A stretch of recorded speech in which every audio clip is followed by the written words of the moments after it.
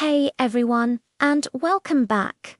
Today we're diving deep into the history books, but we're skipping the chapters you already know. We're going on a hunt for the incredible, sometimes notorious, and often overlooked women who shaped our world in ways you've never heard before. Forget the damsels in distress. We're talking about pioneers, artists, rebels, and even a few villains who were 100 years ahead of their time. These are the stories of women who refused to play by the rules and ended up rewriting them. So, grab your popcorn, get comfortable, and let's shine a light on some of history's most fascinating and forgotten leading ladies. First up, let's ride into the Wild West. When you picture the American frontier, you probably think of cowboys, outlaws, and dusty saloons. But what about the women? They weren't just background characters in a man's world. They were the backbone of it. We're talking about homesteaders who built lives from scratch, entrepreneurs who ran businesses, and yes, even some legendary sharpshooters and outlaws. Take Annie Oakley. You've probably heard the name, but do you know how truly incredible she was? She wasn't just a performer in Buffalo Bill's Wild West show, she was a superstar. She could shoot a dime out of the air from 90 feet away. But beyond her marksmanship, she was a true trailblazer. She earned more than most men at the time, was a vocal advocate for women's right to bear arms for self-defense, and is said to have personally taught over 15,000 women how to shoot. She challenged every stereotype about what a woman could or should be. And then there are the women you've never heard of, like Mary Fields, also known as Stagecoach Mary. Born into slavery, she gained her freedom after the Civil War and headed west.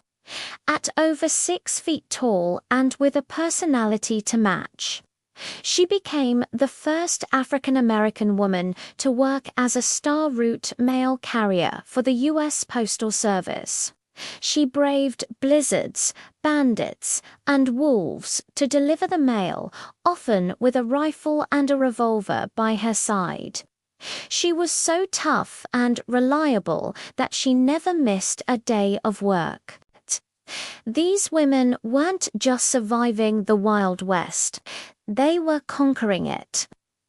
Alright, let's fast forward a bit and trade our dusty trails for a rainbow explosion of pure 90s nostalgia. If you grew up in the 80s or 90s, you know exactly what I'm talking about. Lisa Frank, her world of neon-colored unicorns, dolphins, and kittens was plastered on every folder, trapper keeper, and sticker sheet imaginable. But who was the woman behind this psychedelic empire? The answer is surprisingly mysterious.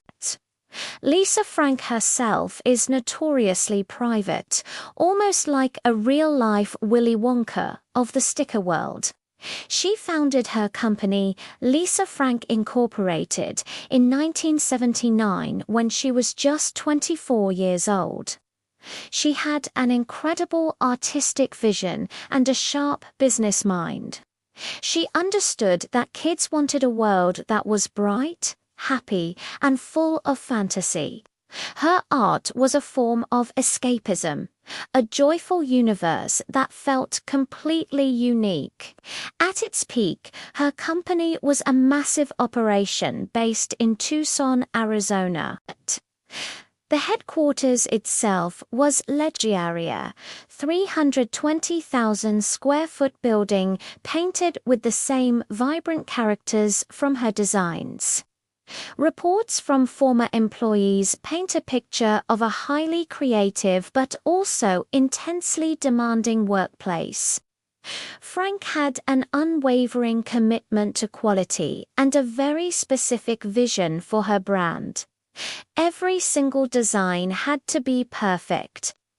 This dedication is what made her art so iconic and instantly recognizable.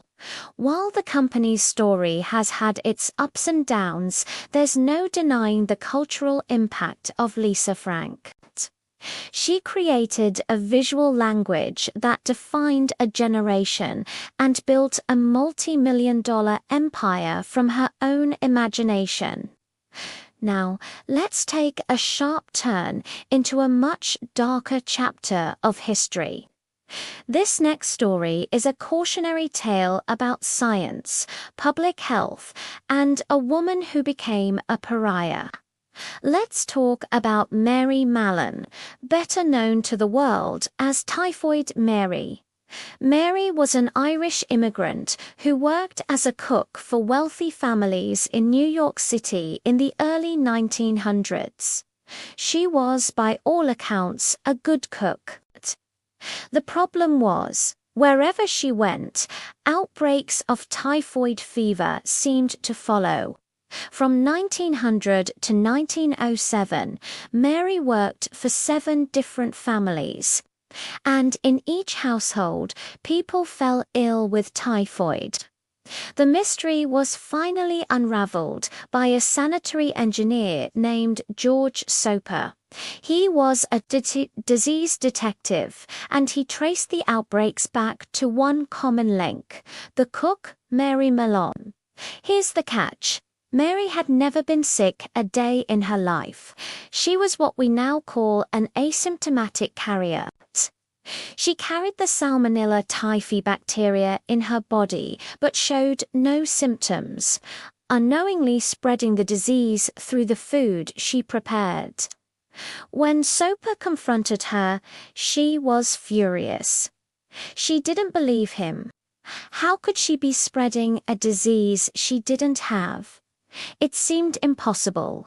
She fought back, even threatening officials with kitchen utensils. Eventually, she was forcibly taken by health authorities and quarantined on an island for 3 years. She was publicly vilified and her name became synonymous with disease. After being released, she promised never to work as a cook again. But, needing to make a living, and perhaps still not fully believing she was a danger, she changed her name and went back to cooking. Tragically, this led to another major outbreak at a maternity hospital, causing several more deaths. This time, she was quarantined for life, spending the last 23 years of her existence in isolation.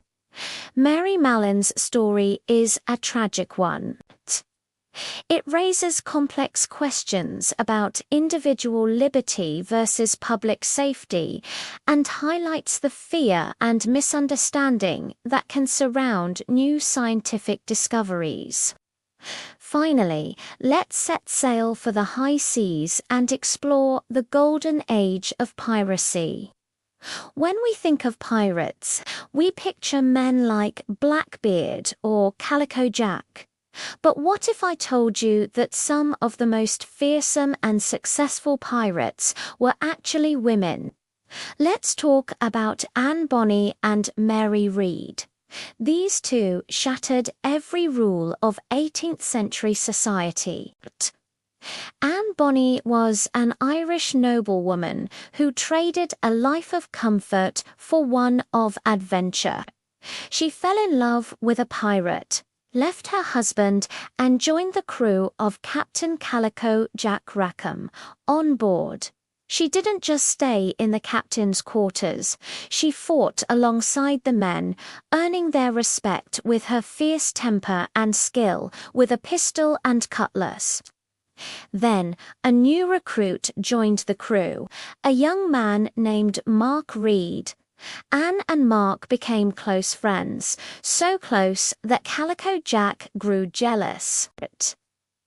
In a dramatic confrontation, Mark revealed his secret. He was actually a woman named Mary Read. Mary had spent most of her life disguised as a man, even serving in the British military. Finding another woman on board was a shock, but Anne and Mary quickly became a formidable duo.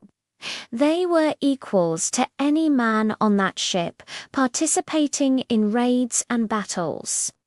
Witnesses from captured ships described them as being just as ruthless and effective in combat as any of their male counterparts. Their pirating career came to an end when their ship was captured. The entire crew, including Calico Jack, was sentenced to hang. But Anne and Mary had one last trick up their sleeves. They pleaded their bellies, revealing they were both pregnant, which delayed their executions. Mary Read died in prison shortly after, but Anne Bonny's fate is a mystery. Some say she was ransomed by her wealthy father. Others say she escaped and lived out her life in obscurity. Whatever happened, their story proves that the desire for freedom and adventure knows no gender. From the Wild West to the high seas, from the art studio to the quarantine island, these women lived extraordinary lives. They were pioneers, artists, and rebels who, for better or for worse, left an undeniable mark on history. Their stories remind us that the past is filled with incredible figures who have been forgotten or misunderstood. It's our job to rediscover them and share their legacies. Thanks so much for watching. If you enjoyed this journey into the hidden corners of history, make sure to hit that like button and subscribe for more stories you didn't learn in school. Let me know in the comments which historical figure you'd like to hear about next. See you in the next video.